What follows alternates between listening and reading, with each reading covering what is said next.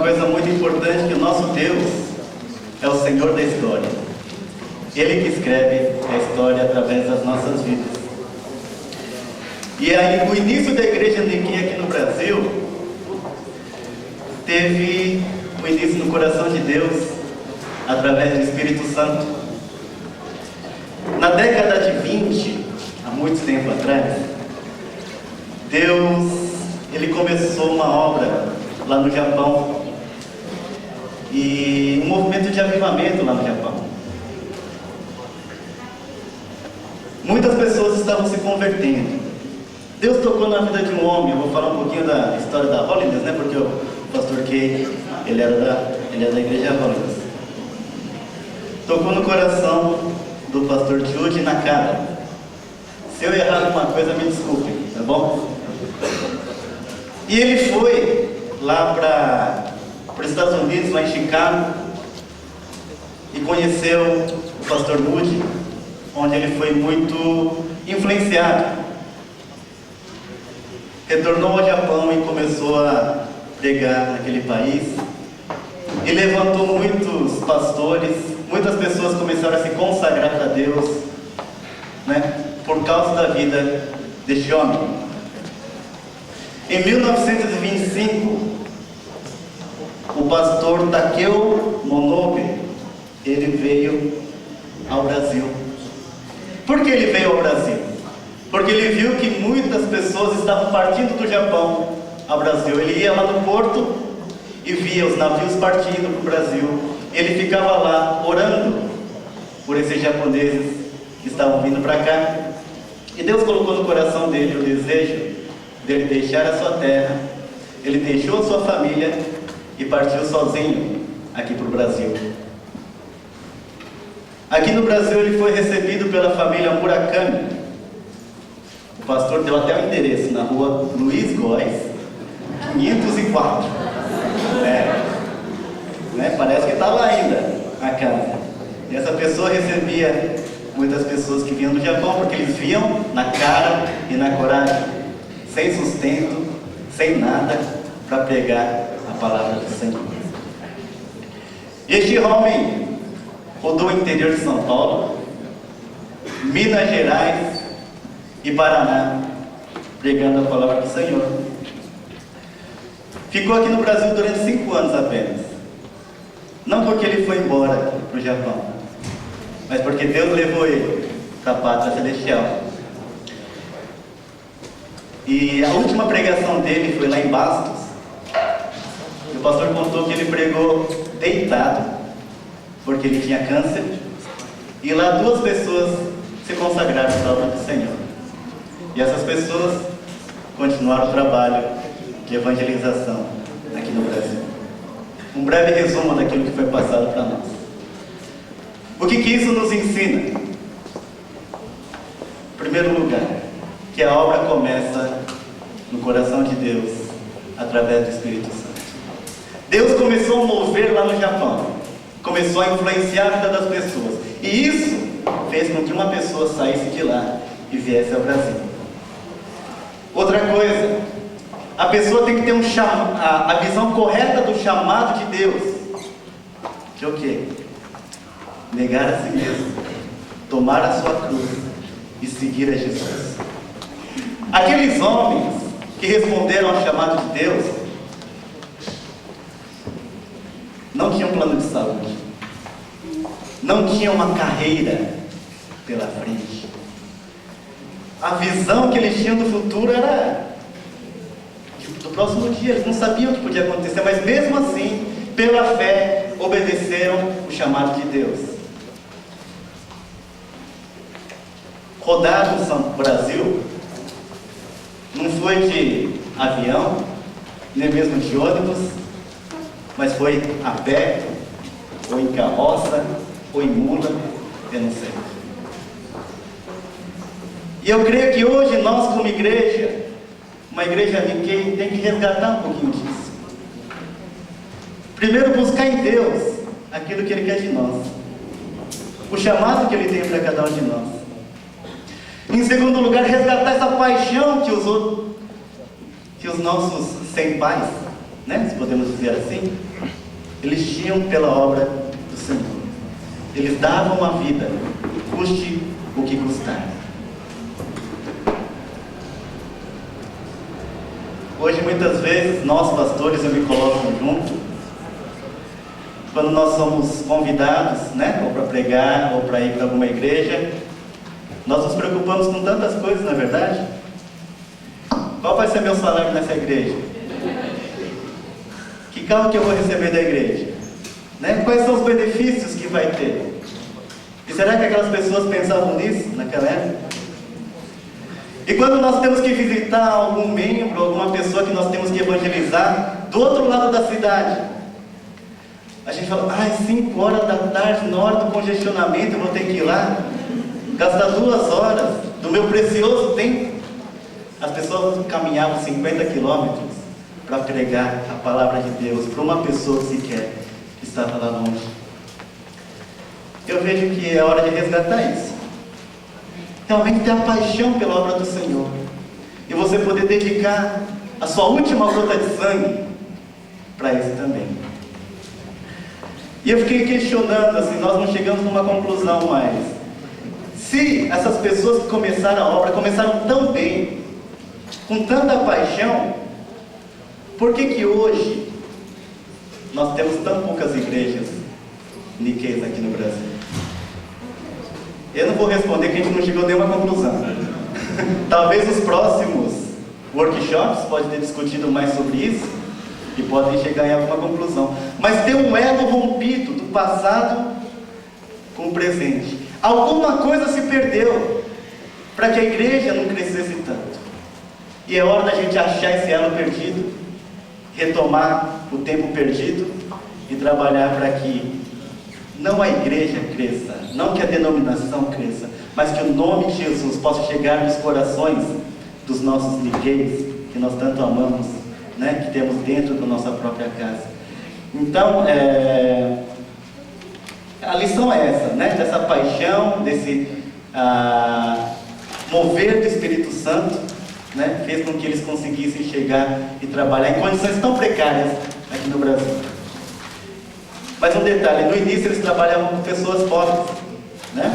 Tanto o Moody, lá nos Estados Unidos, depois o pastor Jude Nakara começou, e aqui no Brasil também as pessoas, o evangelho estava sendo levado para as pessoas mais humildes, de classe mais baixa.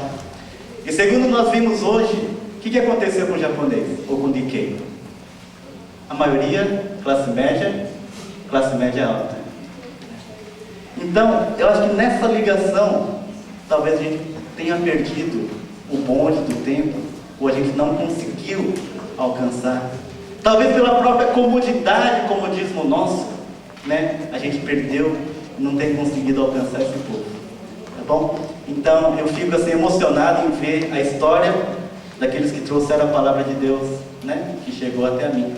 E eu quero fazer parte da história também, para que através da minha vida, muitas outras pessoas possam conhecer ao Senhor Jesus como Senhor e Salvador de suas vidas. Amém? Muito obrigado.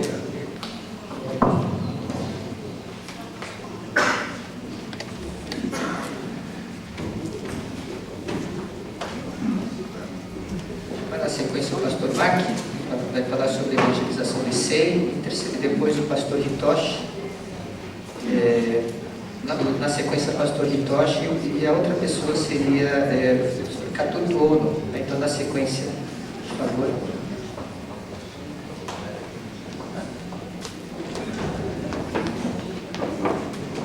Bom, no nosso grupo conversamos sobre evangelização do SEI. Eu fui encarregado de dar o workshop e, como administrei mal, eu acabei vindo aqui para falar também. A pessoa que eu esperava que viesse falar teve um compromisso e saiu, aí sobrou para mim. Aí eu não posso testar se a pessoa entendeu o que eu falei, então falo eu mesmo. Sobre a evangelização do SEI, não sou especialista na área, mas o argumento foi de que era para dirigir o workshop em português, então acabei pegando a tarefa. Então, comecei falando usando um material que a gente usou na nossa igreja, sobre uma perspectiva da sociedade Nikkei para daqui a 10 anos, aliás, 2 anos atrás, mas falei de quais eram as tendências da sociedade Nikkei, e aí se encaixa em vários aspectos o Issei, e quais na verdade são as ameaças e oportunidades que se levantam. Bom, o pessoal da Holiness acho que vai ser uma recapitulação, mas então as tendências é o envelhecimento da população, a miscigenação, participação dos Nikkeis em setores que hoje ainda é modesta, mas em termos de cargo de lideranças e mesmo em termos políticos, a melhoria das condições econômicas, a tendência de continuação do trabalho da ida de Dekasei's para o Japão, desaparecimento da sociedade chamada colônia Nikkei em troca de uma comunidade Nikkei, ou na verdade algumas comunidades que vão se reunir em torno da cultura, não das pessoas, dos japoneses descendentes. Resultado disso, então, é o desaparecimento de várias entidades culturais japonesas, especialmente os Nihon Jinkais, os Ken Jinkais. Há uma tendência de que haja uma grande diminuição do número dessas associações. Aumento de interesse pela cultura japonesa, e a gente vê que cada vez mais onde se reúnem pessoas em torno de coisas culturais, a grande parte dos participantes disso de brasileiros não descendentes.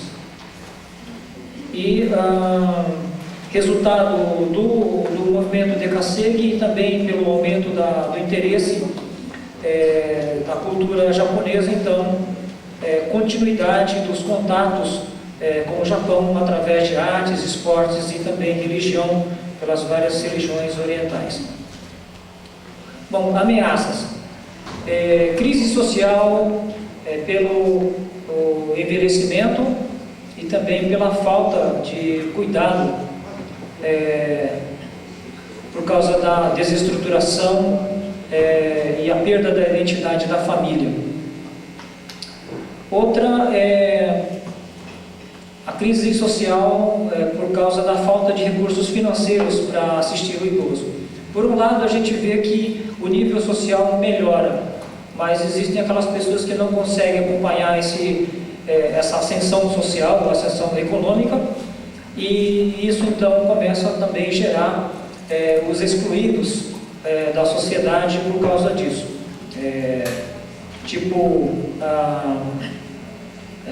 As associações vai promover uma viagem pela ascensão social, vão querer um transporte melhor, uma hospedagem melhor, então quem não tem condições financeiras para bancar isso vai ficar de fora. Essa rápida mudança da sociedade também, então, acaba gerando pessoas infratoras e também de doentes mentais. O individualismo, como fenômeno global, então acaba gerando também a perda do espírito cooperativo. E essa rápida transformação social também então começa a gerar outras ações, tipo violência, suicídio e outros problemas tais. Então isso geraria algumas outras oportunidades também. O aumento no interesse pelas raízes, e da cultura japonesa, então, pode levar a esclarecimentos sobre a sua identidade, sobre a sua cultura, a sua história, e certamente esse tipo de atividade, então, são oportunidades para a igreja de poder promover eventos que possam despertar a atenção das pessoas por esse caminho. Outra é a demanda por ajuda a idosos e seus cuidadores. Demanda por voluntários em instituições de apoio ao idoso. Demanda por ajuda ao doente mental e seus familiares. Demanda por ajuda aos decassegos e seus familiares. E demanda por ajuda a instituições culturais e aos excluídos. Então foi mais ou menos uma rápida passagem com base numa coisa que a gente já tinha feito. Uma outra abordagem, eu peguei um material que o pastor Sato, o missionário da Missão Sul América, que tem cooperado conosco, que falou sobre plantação de igrejas. E ele fala de um projeto de plantação de igrejas, num projeto de cerca de 10 anos. Um plano numa média de 5 batismos por ano, aí ao final de 10 anos, ter uma igreja independente, com cerca de 50 membros. Ele destaca 5 estágios, um estágio de pesquisa, um processo de amizade, e depois, então, a partir daí, convidar pessoas para atividades da igreja, o evangelismo específico até chegar ao processo de batismo.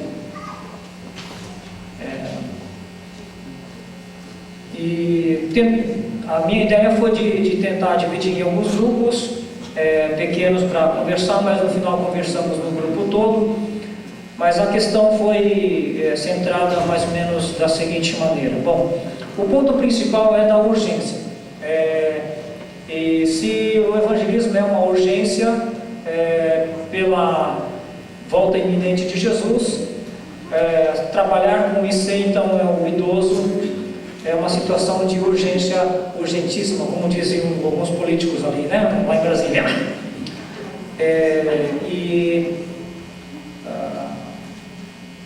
Estamos numa situação da gente, eu sou Nisei, sou fora de época, o pessoal da minha idade é Sansei ou Yonsei. Eu sendo Nisei já não consigo entender meu pai que é Issei. Quanto mais a gente falar de pessoas de idade, muito dos imigrantes de antes da guerra. Então, por um lado é fazer o que dá. E por outro, realmente, existem várias coisas que um certo costume da igreja de que não, deixa o pastor fazer, ele que sabe fazer. E a gente vê com uma certa tristeza muitas situações de pessoas com dezenas de anos de vida cristã, e a gente pede para fazer uma oração, para dar um testemunho, e a pessoa fala que não sabe. Precisamos trabalhar no sentido de discipular esse pessoal para que eles possam chegar nos seus amigos, testemunhar sua fé, fazer o evangelismo pessoal. Mas isso levaria um certo tempo. O evangelho precisa chegar já nesse pessoal. Então vamos fazer o que dá. Acho que no período do painel vocês viram vários projetos aí. Acho que tem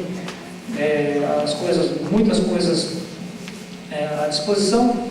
Mas como pastor eu vejo a participação do leigo é fundamental.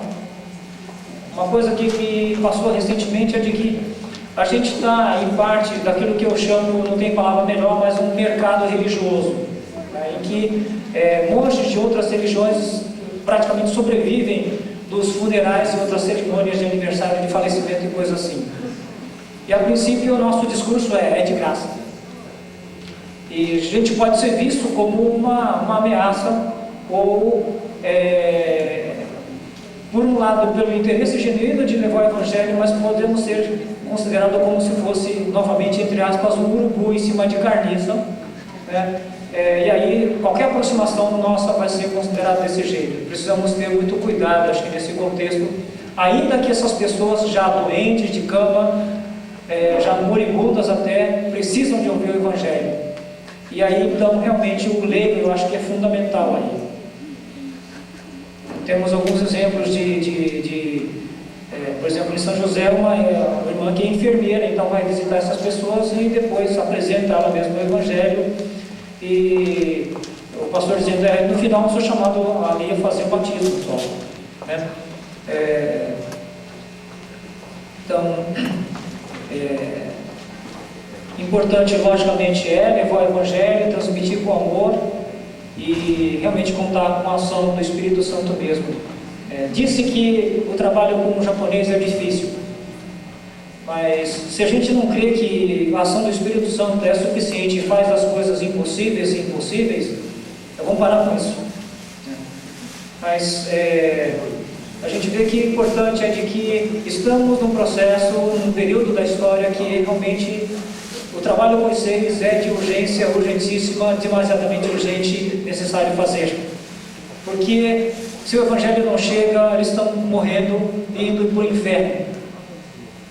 E nós que temos algum acesso, talvez um olho puxado que facilita chegar, como é que a gente coloca isso diante de Deus? E no sentido de que tenhamos igrejas que se mobilizem, não plantar uma igreja nova só para vocês, eu acho que já não tem significado, mas como é que implantaríamos trabalho com vocês dentro das nossas igrejas hoje? Como é que pessoas que sabem falar japonês, não sabem falar japonês, todos podem orar por isso e ver o que dá? Por exemplo, um aspecto hoje importante no trabalho com idosos é transporte. Eles não conseguem ir, então, ou eles, algum tempinho atrás ainda dirigiam, mas hoje se dirigir é um perigo, né? Pode chegar ao céu antes da hora, né? Então, precisamos de pessoas que façam o transporte, né? Chegar lá na hora, ajudar a entrar no carro, ajudar a colocar o cinto de segurança, chegar lá, ajudar a soltar o cinto de segurança, porque não sabe onde aperta, né? São coisas que, na verdade, todo mundo pode participar de alguma maneira, né? E que a gente possa incentivar, né, a igreja de que temos uma missão muito importante e urgente a ser feita. É a nossa oração. Obrigado.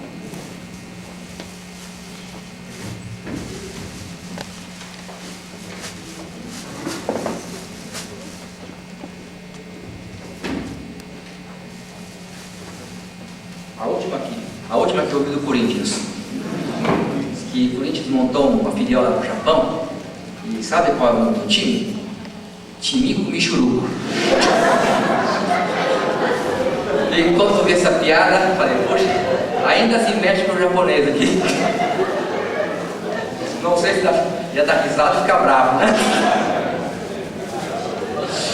Bem, eu tive o privilégio de estar trabalhando durante 6 anos no Japão entre os DKSEG, e dentro da minha visão eu consegui constatar algumas coisas, e sempre falo para o pessoal, olha, lá no Japão nunca me senti tanto brasileiro, e voltando cá eu me sinto japonês. E conforme a palestra que nós ouvimos, quem sou eu, né? Quem somos nós? Nosso grupo também se reuniu ali, o Adriano Buroc, que o nosso obreiro que está lá, consagrado para trabalhar lá no Japão, entre os DKSEGs e futuramente, quem sabe, entre os japoneses, ele esteve conosco, compartilhando, e eu vou estar colocando aqui em linhas gerais umas conclusões que nós chegamos, né? E no começo eu apresentei o fenômeno da migração, do movimento migratório, e a evangelização, o avivamento e o crescimento da igreja. Então, um dos métodos que Deus usa é deslocar pessoas, deslocar gente de um lugar para o outro, e todo o avivamento e todo o crescimento de igreja normalmente tem a ver com esse tipo de movimento. Uma pessoa que fica parado, estabilizado, instalado, dificilmente ele aceita novas propostas, porque já sente-se bastante confortável ali. E o movimento DKSEG é um desses fenômenos que Deus tem usado, trazendo o japonês de lá para cá e agora de lá para cá, de cá para lá. E nisso a gente nota que houve muitas pessoas que nesse processo tiveram encontro com Jesus. Mas agora constatamos que o movimento DKSEG está entrando numa outra fase, os Nikkeis do Japão. final de 80 e década de 90, houve muita gente indo para lá. E foi um momento em que você conseguia juntar rapidamente bastante brasileiro no lugar. O pessoal estava ainda desacostumado, estava assim bastante estranho, a sociedade japonesa também era bastante hostil, e o pessoal que comia feijão, arroz e bife todo dia, que chega lá, misogyno e tal, né? O pessoal, não aguento mais, né? Bastaria você fazer uma reunião na igreja, vai ter feijão com arroz, ó. Mas não está muita gente. Mas essa fase passou. Ainda, né? Acontece alguma coisa, mas essa fase passou. Fase em que os Nikkeis estavam lá, sentindo insegurança, e qualquer convite para a igreja vinha, e tinha bastante abertura para o Evangelho. Essa fase passou porque agora a comunidade brasileira lá, Nikkei, está mais ou menos instalado, já tem lugares para ir passear, tem lugar para se divertir, já tem programas, e quando um brasileiro novo chega lá, Nikkei chega lá, logo esse grupo já está convidando para ir lá para aqueles forró e não sei o que. Então agora ele tem a igreja tem um concorrente muito forte ali. Então essa fase passou. E nós começamos a perguntar se algumas pessoas conheciam, pessoas que estavam lá, algumas pessoas conheciam, parentes e amigos. E uma das perguntas que nós fizemos é: qual o plano deles? E a maioria, aliás, todos responderam: olha, esses que estão mais de 10 anos, eles não querem mais voltar. Eles não querem mais, vêm para passear, mas eles não querem mais voltar. Então o movimento de Kasegi, de lá para cá, já diminuiu bastante. A comunidade brasileira já está instalada por lá, então ficou muito mais difícil entrar. E o que está acontecendo com isso é que os filhos dos Nikkeis ali, muitos estão indo para a igreja, para a escola japonesa. E no começo fala português, mas quando chega no 4º, 5º ano do Shogaku, que é o primário, e principalmente quando chega a entrar lá no Chugaku de lá, olha, quase não entende mais português. Entre eles conversa japonês, brinca em japonês, e esse diálogo entre pai e mãe, entre pais, mães e filhos, está sendo bastante complicado. Então, juntamente com a fixação dos brasileiros ali, está havendo o fenômeno da niponização, pelo menos em termos de língua, das crianças. E quando você olha para aquelas crianças, embora fale japonês, embora goste de comida japonesa e tudo mais, não são bem japoneses. E com tudo isso nós encontramos um grande desafio hoje. Essas crianças que estão crescendo, essas crianças que estão falando japonês ali, eu creio que é uma grande chance de a gente levar o Evangelho para eles, só que tem que ser japonês. E eles dificilmente teriam facilidade para ser integrados na igreja japonesa. Nem as crianças japonesas estão indo na igreja japonesa, quanto mais o filho brasileiro. Eu teria dificuldade. Então está o grande desafio nosso de como pegar essas crianças que ainda são brasileiros, que ainda eu sinto que é possível alcançar, fazendo alguns programas para ainda eles vêm, e alguns deles trazem até amiguinhos japoneses. Como nós podemos ajudar, como igreja brasileira, a alcançar essas pessoas ali? Então nós começamos a perguntar para o Adriano também, a gente viu. Em primeiro lugar, ele diz: olha, nós precisamos de muita intercessão. Que a igreja brasileira aqui, Nikkei brasileira, nós temos a responsabilidade de estar orando e intercedendo pelo grupo de brasileiros que estão lá, principalmente para que a igreja alcance essas crianças antes que seja tarde demais. Senão essa onda vai passar daqui a 10 anos, 20 anos já passou essa onda, e se não forem alcançados nessa época, provavelmente dificilmente vão ser alcançados. Então, intercessão.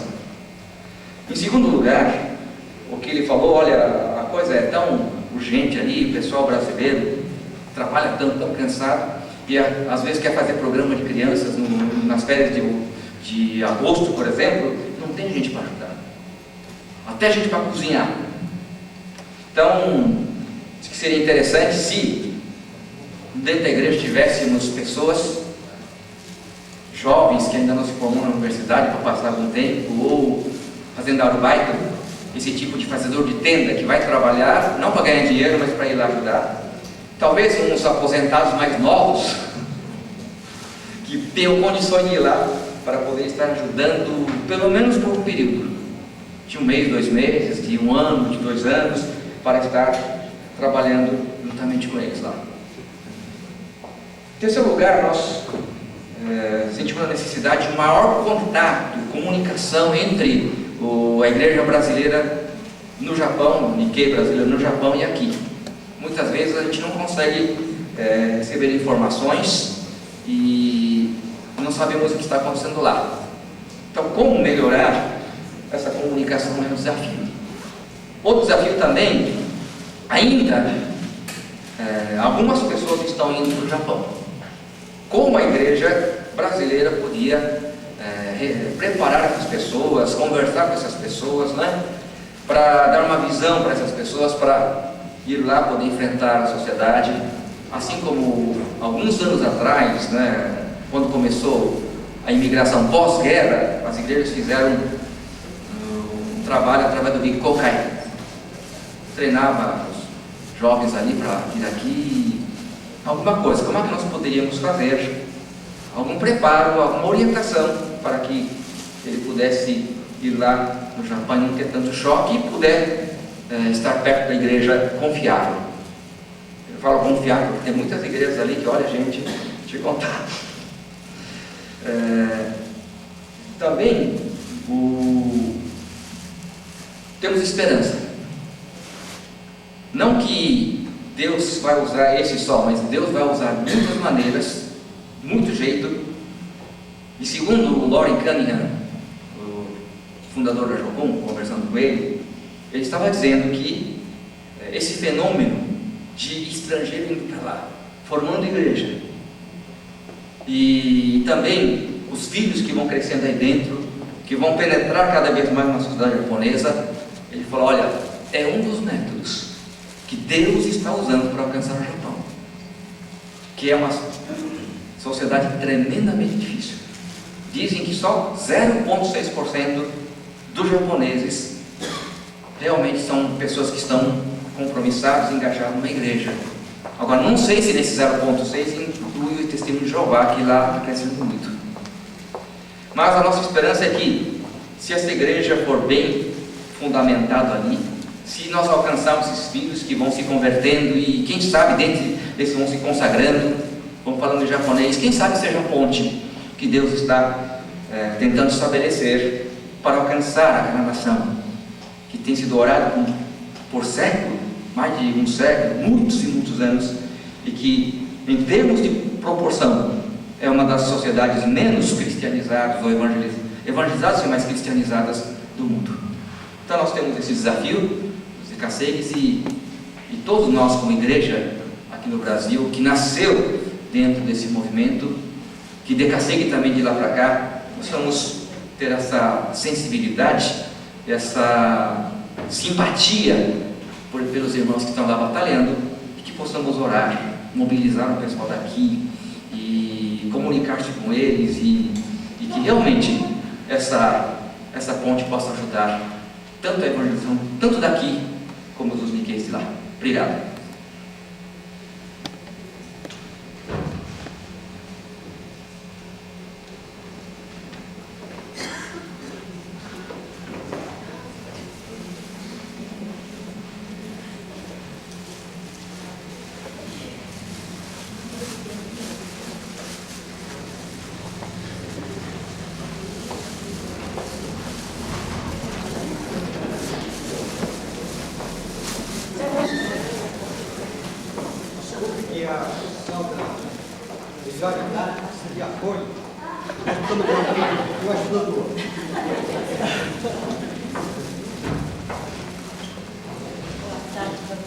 Eu sou a Edna, da Igreja da Metodista da Saúde. Na verdade, não era para estar aqui, porque eu não tenho o tom da oratória, mas foi quase que me imposto. Mas o nosso grupo, nós discutimos o cuidado do Nikkei idoso. E pelo nossa visão, a gente pensa muito em evangelização, vamos cuidar das crianças, mas os idosos, eu acho que a salvação é para todos, e a salvação é para os idosos também.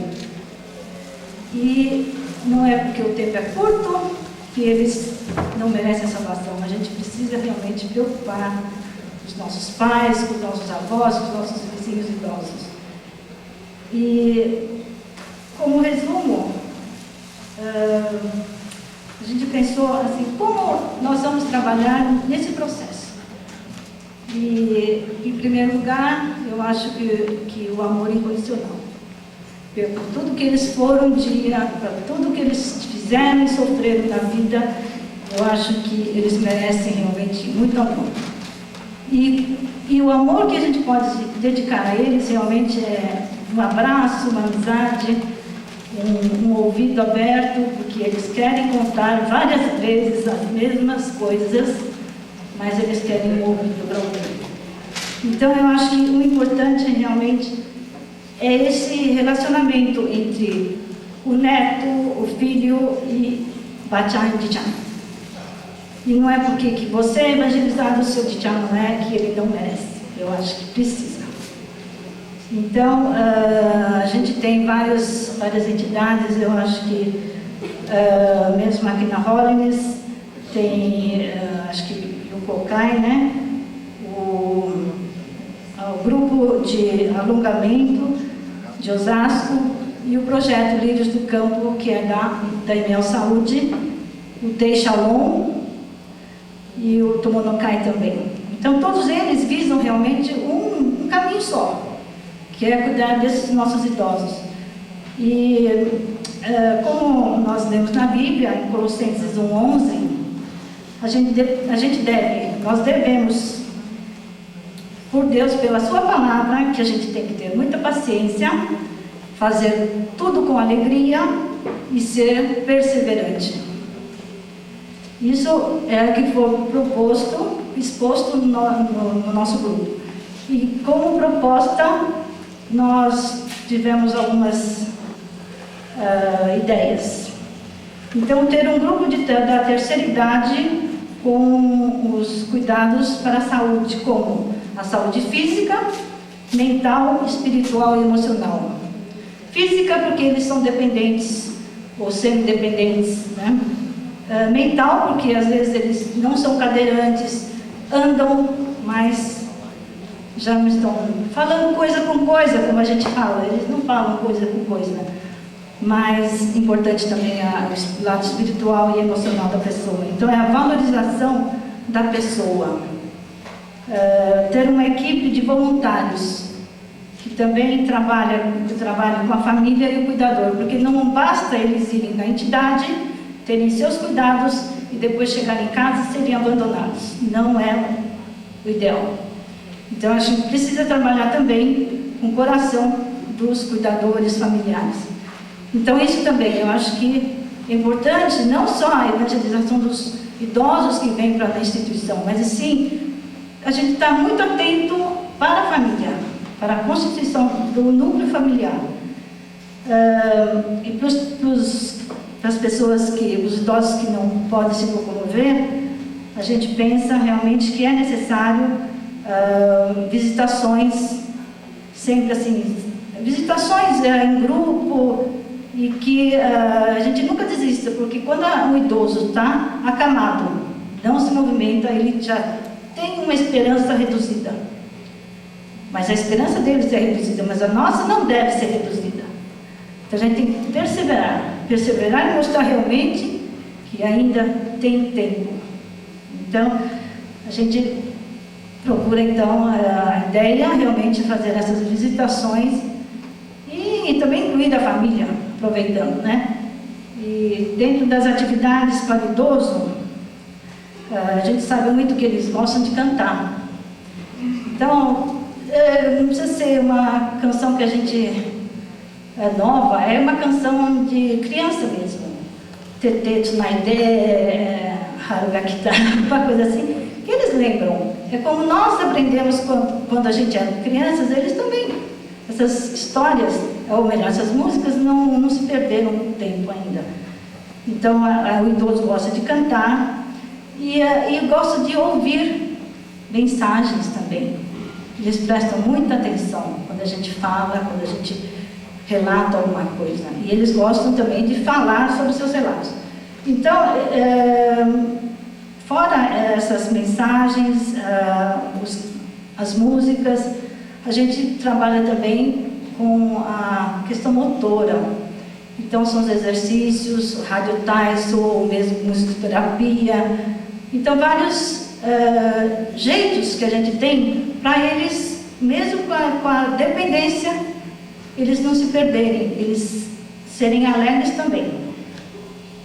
Então, o que podemos também fazer é criar uma instituição para cuidar de idosos, Nikkei, junto com a sociedade para a sua sustentabilidade, isto é, criar uma entidade com todas as igrejas para que a gente consiga levantar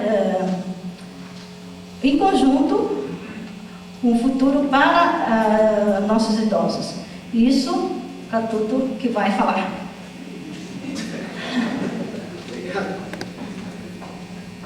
Então, nosso grupo, trabalhou assistência integral ao idoso, Nikkei. Esse cuidado integral do Nikkei, a gente sabe que precisa de estar pensando em pelo menos 4 segmentos, né? Idosos, quando chega a 60 anos, já chamam de idosos, nem sempre é idoso, né? Que nem eu, assim. Mas, 65 anos, né? E aí para frente, começa a pensar assim, ainda está ativo, dá para fazer alguma coisa. Então, nós classificamos em 4 grupos, tipo assim, independentes, autônomos, produtivos, que podem fazer muita coisa ainda.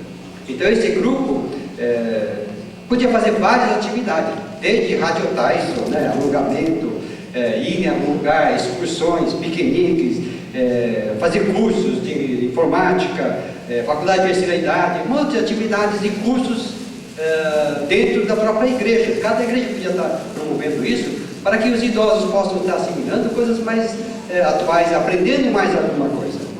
E semi-independentes, tipo pessoas que precisam de alguma ajuda, alguma assistência, talvez não possa sair muito assim, mas pode estar frequentando atividades nas igrejas, que muitas vezes tem feito já na igreja, horas em outros lugares mais, de day service, ou fazer uma atividade durante um dia, uma vez por semana, 2 vezes por semana, ou 15 dias.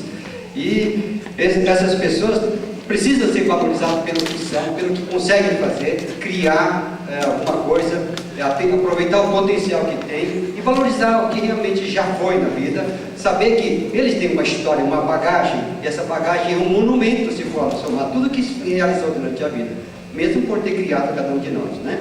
Talvez até formando na universidade, sendo professores da universidade e tudo mais, são profissionais que nossos pais formaram. E aí, então, nós precisamos de pensar em pessoas dependentes, que Dona Junca compartilhou muito bem, lá em São José dos Campos, ela tem feito visitações em casa de idosos, pessoas dependentes, que precisam de assistência, muitas vezes são arrogantes, são bravos, são categóricos, não aceitam o evangelho, não querem muita coisa, conversa, mas atenção, carinho, eles aceitam muito. Então, mesmo sendo rejeitado muitas vezes, né, a possibilidade de uma hora cair em si, cair a fichinha e falar, olha, se eu morrer, onde que eu vou? A esperança que não tem, muitas vezes, aos não cristãos, né?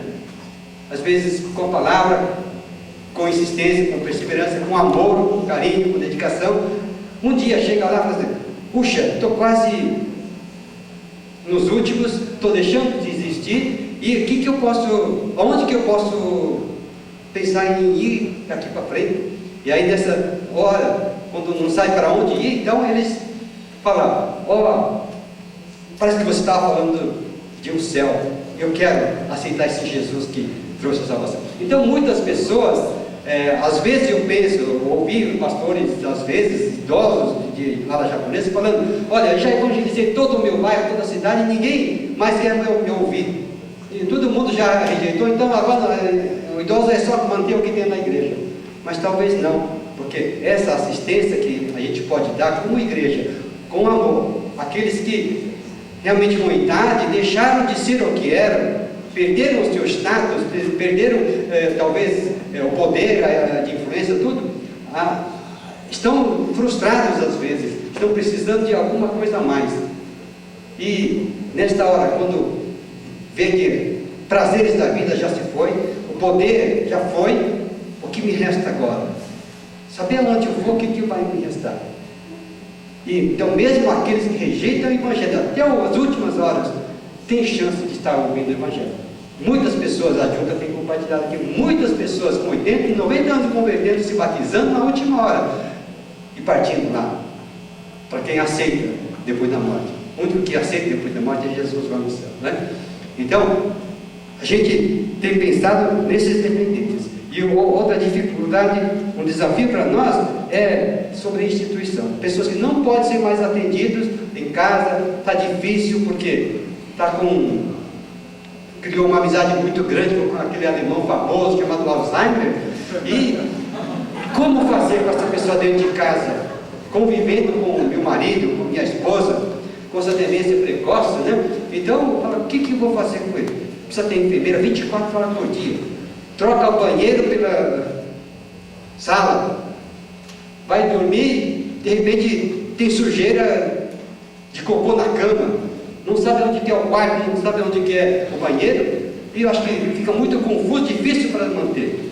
Mas nós precisamos de colocar em algum lugar alguém que possa estar dando assistência maior, porque talvez não dá para manter em casa. Não adianta ter uma pessoa que deixa de trabalhar para ficar em casa junto com essa pessoa, né, esse idoso, 24 horas. Realmente, eu acho que é muito desgastante para quem já experimentou isso. Eu sei que tem muitas coisas que é um mal necessário. Nós precisamos talvez de uma instituição. Nós sabemos que tem pessoas evangélicas que tiveram que ir para instituições religiosas que dão assistência, que não evangélicas, que não são nem cristãos. E se for cristão, às vezes fala: olha, graças a Deus agora eu sou católico, ou então eu sou budista, e são obrigados a sujeitar a isso. No fim da vida, depois de levar 40, 50 anos no evangelho, talvez nós precisamos de pensar, é urgente pensar naquilo que nós estamos recebendo de herança. Nossos idosos são às vezes carentes, mas também tem pessoas que têm potencial de contribuição e manter. Nós precisamos pensar em termos de sustentabilidade também. Então precisamos de igrejas evangélicas unirem as forças, talvez, recursos que nós temos, para conseguirmos alguma coisa para responder à necessidade de hoje. Eu acho que o mundo está dando resposta como eles têm, com o recurso que eles possuem. Nós evangélicos, com que valores nós podemos estar contribuindo para essa geração, para os nossos idosos? Como caminhar? Aquele varão bíblico que estava caminhando e de repente viu a pessoa que foi assaltada, perdeu tudo o que tinha, roubaram, deixaram meio semi-mortos, desgastados. A vida tira tudo do homem e deixa moribundo, caído, sem força, sem energia, pedindo socorro. O sacerdote passa ao largo, levita passa, fecha a cara, vira a cara, o samaritano volta e vai lá dar o socorro. Talvez nós podemos parar, voltar atrás e podemos dar uma resposta. Que Deus possa usar o corpo de Cristo, talvez com várias denominações de maneiras diferentes, mas que possamos estar somando, para que nesse contexto possamos responder com dignidade, como evangélicos, como cristãos, aquilo que é a necessidade premente do idoso, que tem pouco tempo a viver. Obrigado.